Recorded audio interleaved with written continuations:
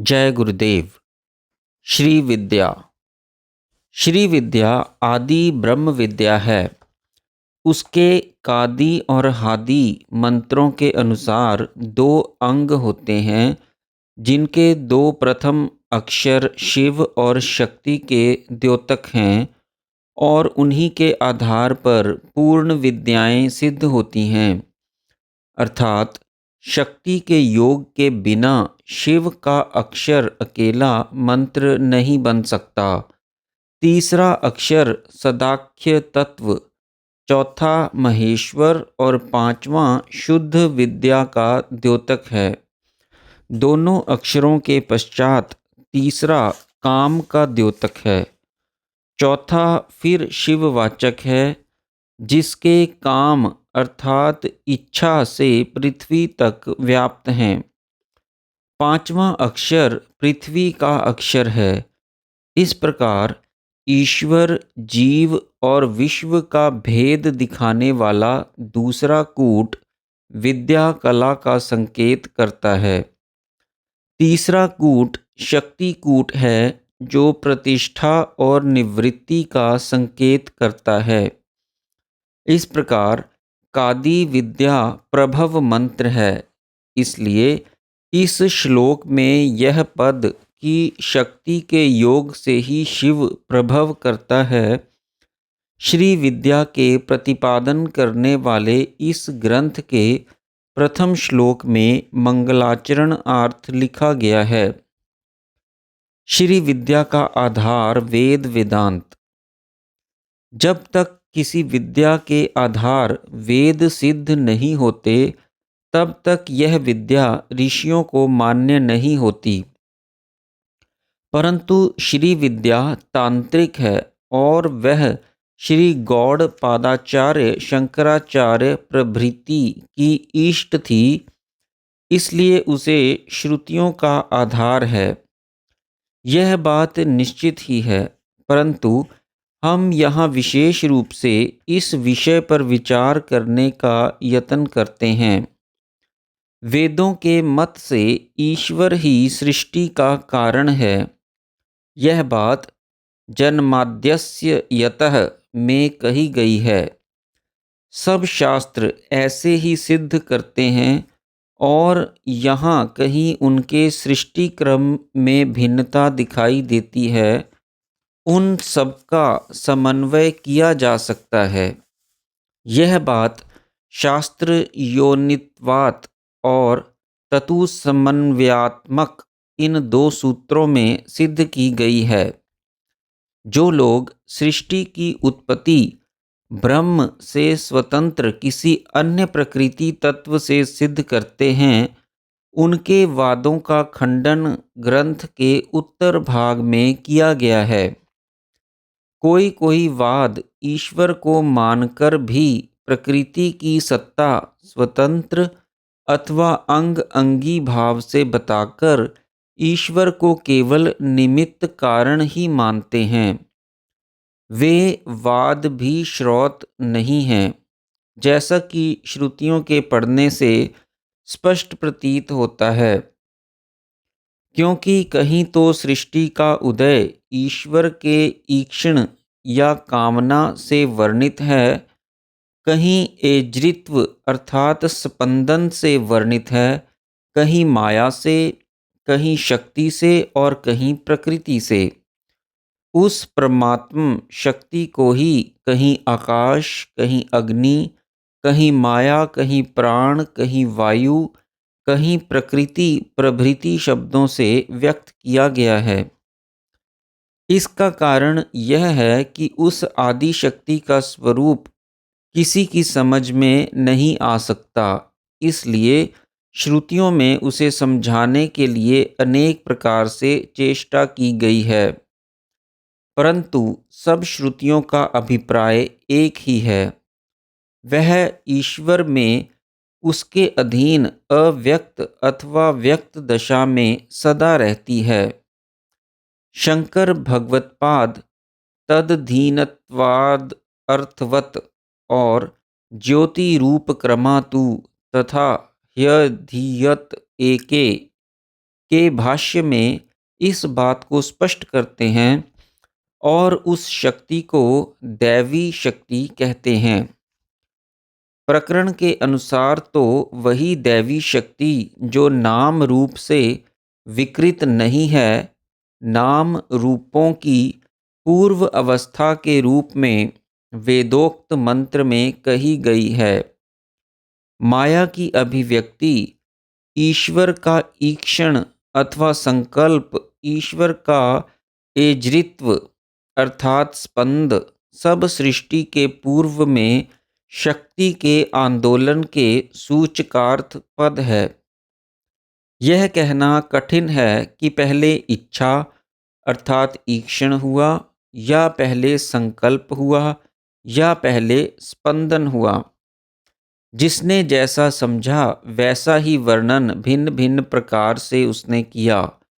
उपरोक्त नासदासीय सूक्त में पहले तम माया, फिर काम संकल्प, फिर रेतस स्पंद का क्रम मिलता है, परंतु सर्वत्र यही क्रम नहीं दिखता।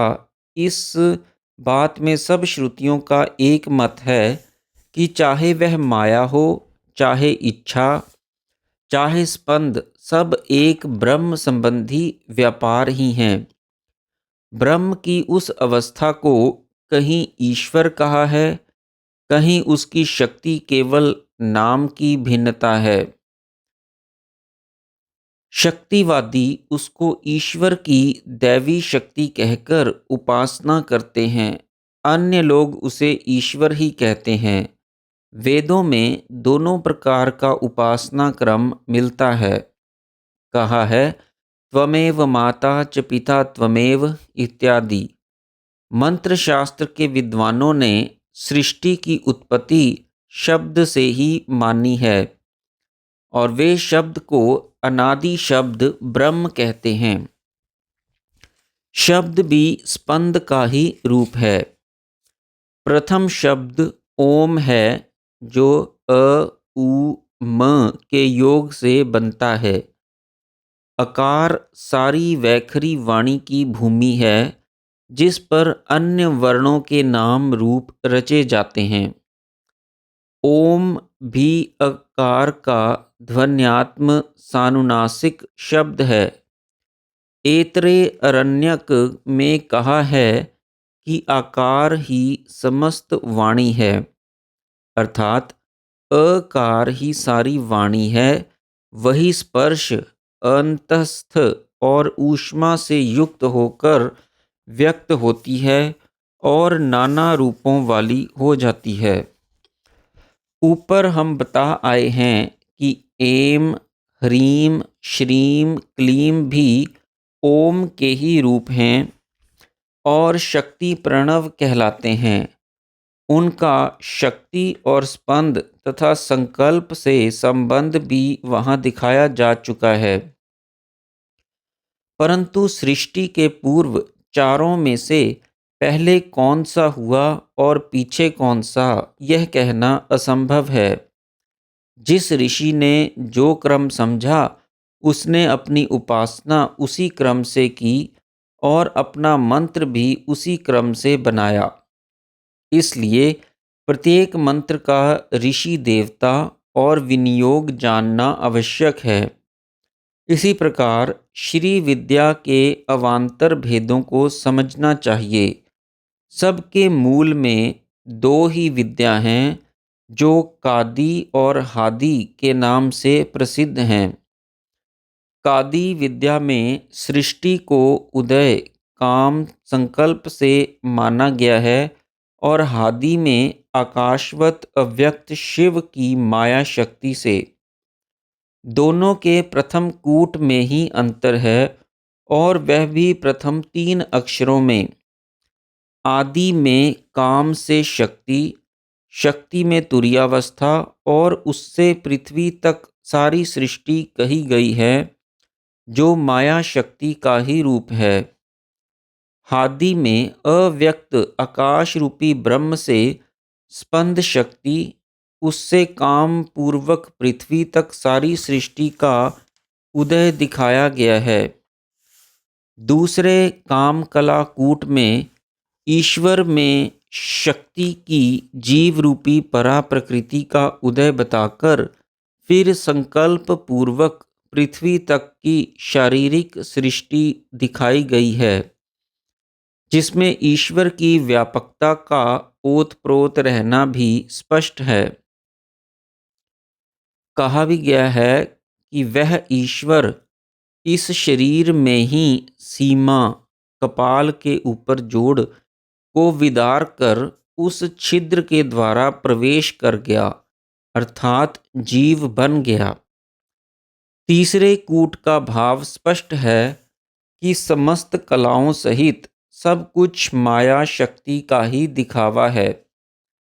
तीनों कूटों के अंतिम माया बीज से यही बात झलकती है कि तीनों स्तर शक्ति अथवा माया के ही रूप हैं, जो ईश्वर के आश्रय से उदय अस्त होती रहती है।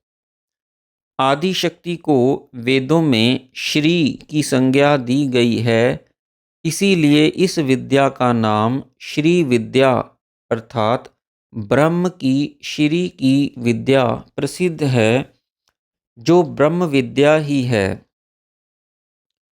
पंचदशी में भी 14 ही अक्षर हैं।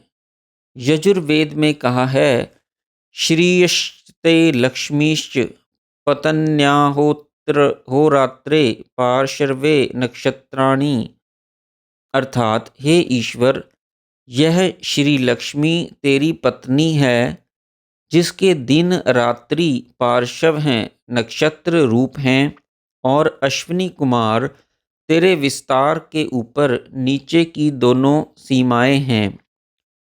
श्री विद्या का एक रूप षोडशी विद्या भी प्रसिद्ध है।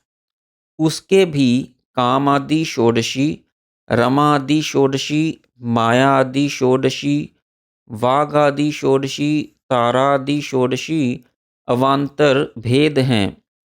ये भेद उसी दृष्टि से समझे जाने चाहिए, जिसने काम से सृष्टि मानी उसने काम आदि की उपासना की, जिसने श्री से सृष्टि मानी उसने रमा आदि की, जिसने माया से सृष्टि मानी उसने माया आदि की, और जिसने शब्द से सृष्टि मानी उसने वाग आदि की उपासना की। तदनुसार उनके मंत्रों में बीजों का क्रम भी भिन्न भिन्न होता गया। वे सब मंत्र लोम विलोम क्रम से प्रभव और अप्यय उभय परक हैं।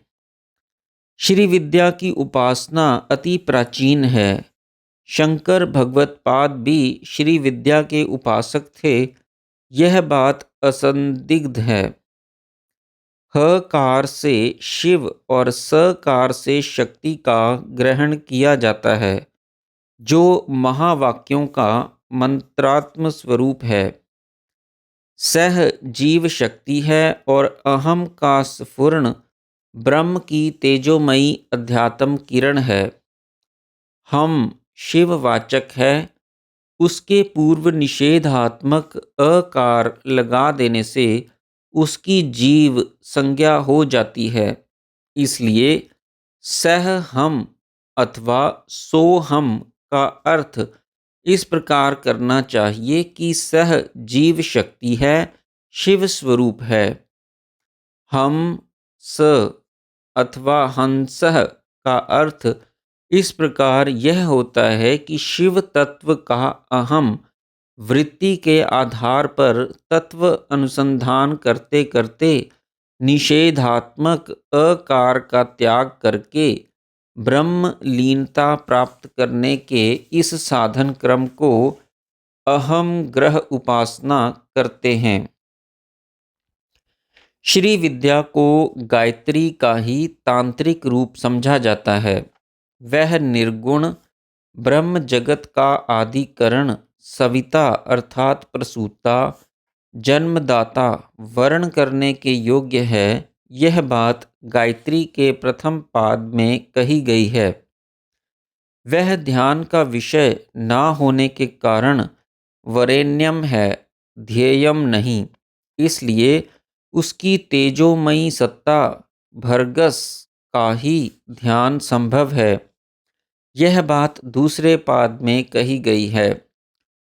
बुद्धि ध्यान का यंत्र है, वह ध्यान द्वारा ब्रह्म में तल्लीन होने की प्रवृत्ति होनी चाहिए। इसलिए प्राण स्वरूप रुद्र की सहायता से उस पद की उपलब्धि की जिज्ञासा तीसरे पद में दिखाई गई है। इसी विचारधारा से गायत्री मंत्र का श्री विद्या से संबंध सिद्ध होता है। ब्रह्मा, विष्णु और शिवजी ने भी श्री विद्या की उपासना की थी और उनके उपास्य मंत्र क्रमशः ब्राह्मी, वैष्णवी और शांकरी विद्याओं के नाम से प्रसिद्ध हैं। जय गुरुदेव।